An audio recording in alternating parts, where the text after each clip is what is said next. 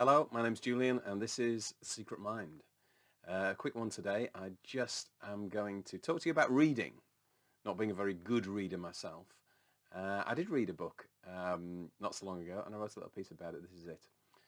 Recently, after a few weeks of dedicated effort, something unusual happened.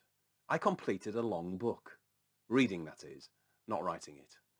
The book was The Magus by John Fowles, of the French Lieutenant's Woman fame, and frankly, of the Magus fame. It had always held a bit of mystique for me, not least in the title. I'd seen a fragment of the movie adaptation on BBC One decades ago, when the evening movie started at 9:25 p.m. after the news. It hinted at mystery and supernatural trickery, which, it turns out, is the sort of thing that floats my boat. As a consequence, it's always held a bit of mystique in the back of my mind, not least in its title. There are not many pieces of work that lend themselves to the claim of being one of the best books ever written, frequently hitting the top 100 books of all time, and also claim that they represent one of the worst movies ever made. The Magus movie, damned forever by Woody Allen's brilliant, "If I had to live my life again, I'd do everything the same, except that I wouldn't see the Magus." Cruel but brilliant, brilliant but cruel. I read the 650-page copy that I'd bought abroad in Thailand 10 years previously, the sticker shock of its 100 baht price tag intact, and knowing what I'm like for not completing long books or any books at all, I threw every trick in the book at finishing it. I carried my paperback everywhere, got an electronic version for my Kindle, and downloaded an audiobook.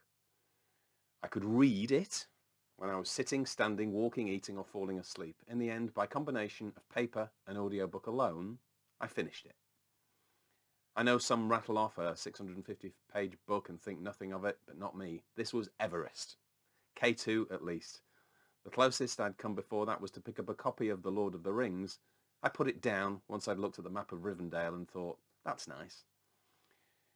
I'd rather wait 25 years for the movie, I may have thought. There was one unexpected hurdle. The audiobook was the original edition, but John Fowles revised this with an extra 70 pages. My paperback is the revised edition.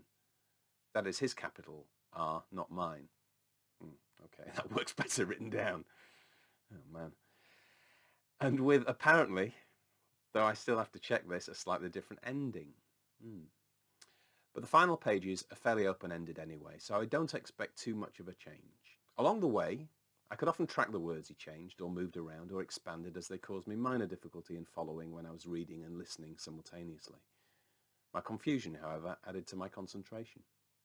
The novel pleasingly phased in and out of its ideas of hypnosis and magic, dreams and intoxication, morality and reality checks in exactly the same way as my dating profile. So in completing the book, and jolly good it was too, I finally watched the movie. Actually, I thought the movie was rather good, and a sight quicker to acquit. It felt exactly like the book I'd just read. Michael Caine was actually giving a performance. Of course, his character was unsympathetic, but that's the point. It doesn't make a bad performance. Quite the reverse. These possibly supernatural Mediterranean mysteries are almost a genre in themselves, but a very small one. There are strong echoes of a BBC TV serial called The Dark Side of the Sun, which has lived with me for many years. This was a number of BBC series written by Michael J. Bird. So my next task is to revisit a little bit more of that. I was always pleasingly haunted by the supernatural paganism of The Dark Side of the Sun, a deeper well I haven't tapped, undoubtedly. I then read The French Lieutenant's Woman. I didn't care for it, and only lasted halfway through. A friend told me that it just carries on in the same vein and it was fine not to bother with it. That made me feel better. See you tomorrow.